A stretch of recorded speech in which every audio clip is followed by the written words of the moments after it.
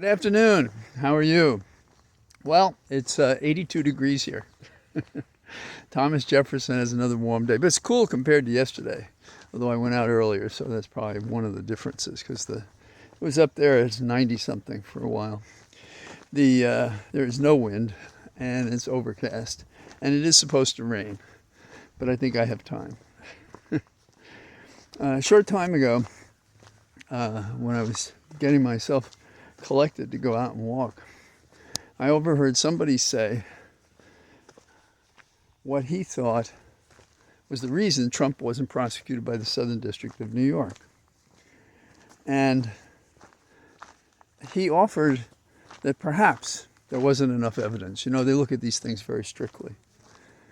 Now, what's wrong with that statement?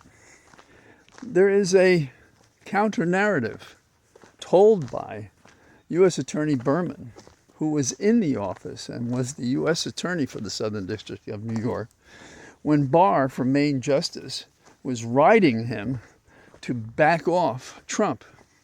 And ultimately, if you remember, Berman was learned that he had resigned because Barr put that out without Berman actually resigning. And so they went back and forth on it, but they wanted Berman out the door. And that's, in large part, how Trump was not indicted by the Southern District of New York.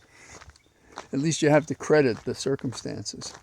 And before this happened, by the way, when they were dealing with Cohen and other things, they were looking at what were the statement of facts and so forth.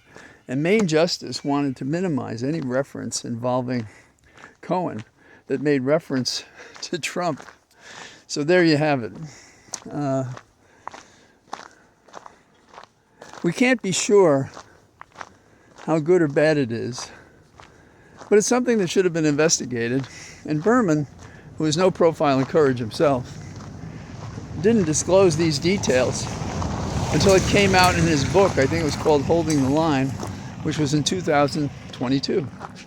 No rush to tell us the truth. That's what they do with these books. And then for that reason, they're a little untrustworthy, I guess. I think Berman wanted to have it both ways. Sorry, I wish I could say kind things about him. It is my old office, but I can't because I have his own admissions about what he did, and he just didn't succeed. Now, turning back to the temperature here, 82 degrees, it's not so bad. But the global warming is having effects elsewhere. If you're a kid in the Philippines, and I've seen two different reports on this, the temperature was 100 degrees Fahrenheit, and another report said it was the equivalent of 122 degrees Fahrenheit.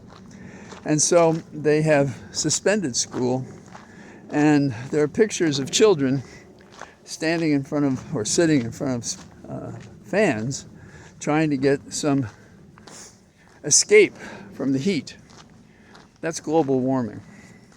And there's another one across the world, you know, east of us, if I suppose that's one way to look at it. Since it's round, you could go either way. In Kenya, there was a massive flood in the early morning hours. It was so devastating. Buried cars, houses, people. 45 are dead. Now, some might ask, what does global warming have to do with a flood? And most of you probably know already that when the air is warm, it can hold more water. And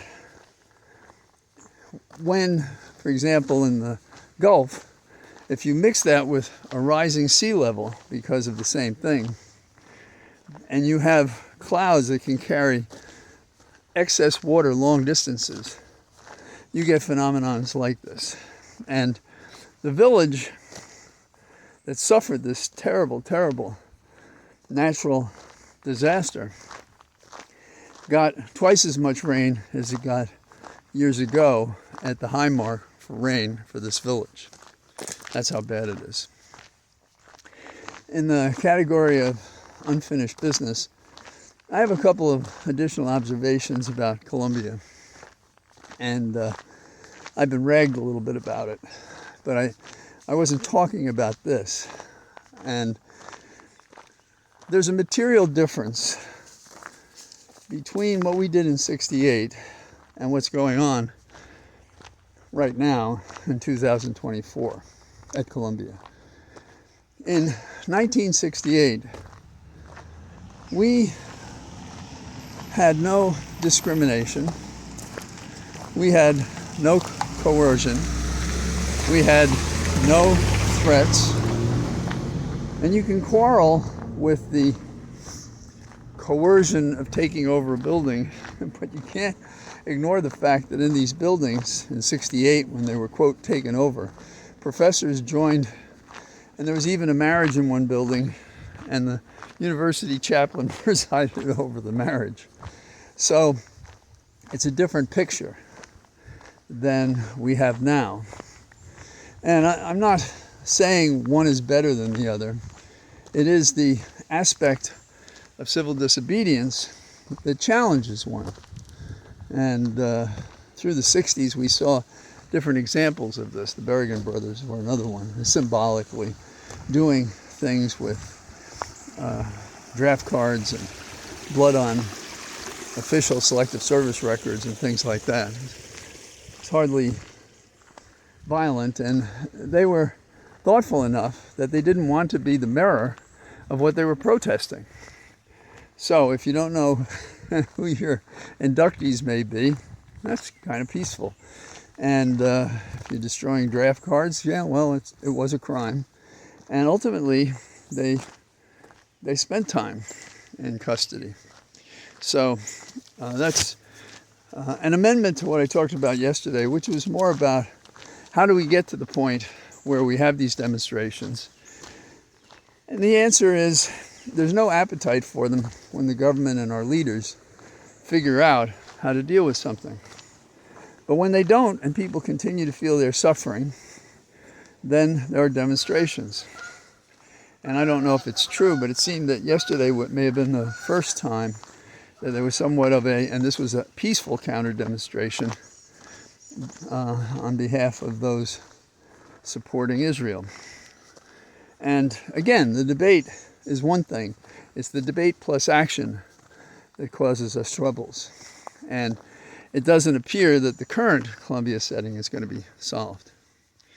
Now, in the category of good and fair, Trump today got a $9,000 penalty for the 9 violations of the court's gag order, and he has to pay that.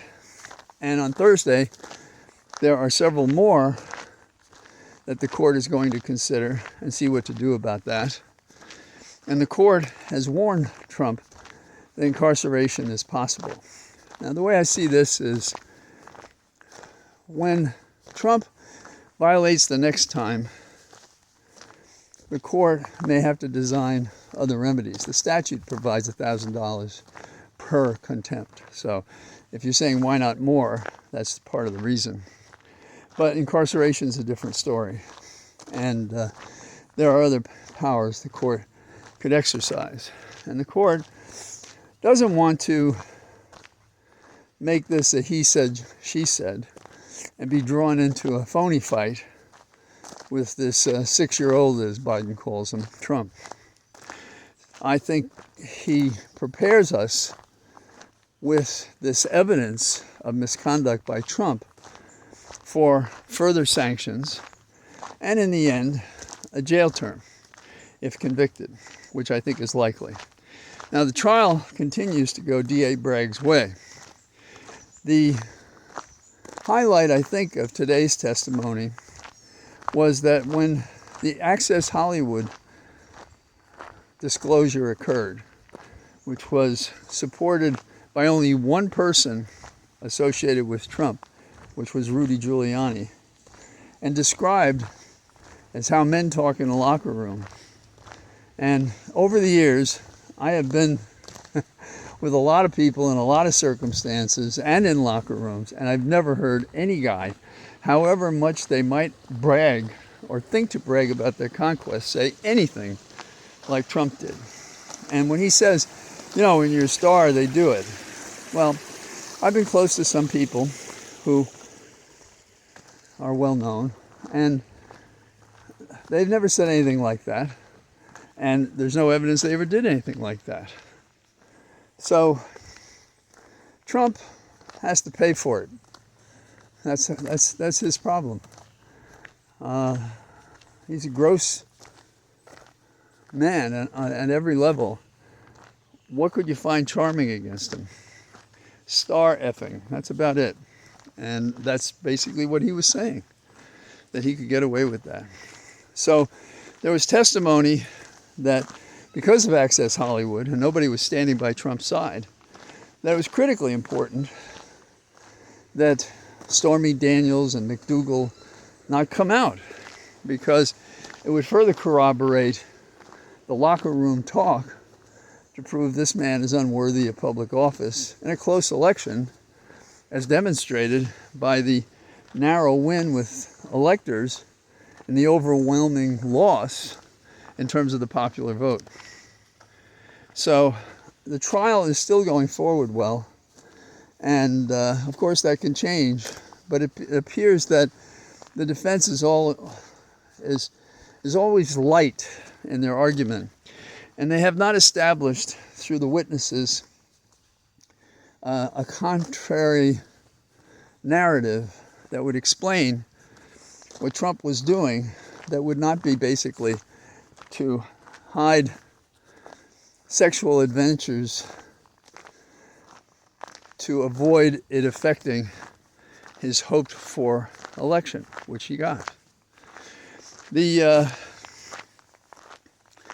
other thing I'd point out, this is my public service announcement, is that they are investigating the bird flu in cows in 9 different states.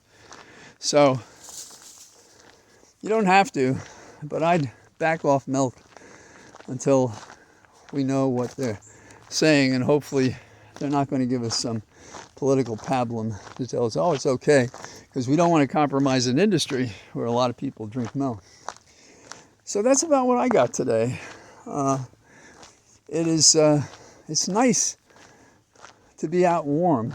There's a stage past this in which you are drenched in sweat and your body is working well and you're running and you're actually running.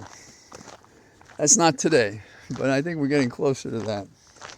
And yes, I do walk and run in the heat. I try to be careful about it.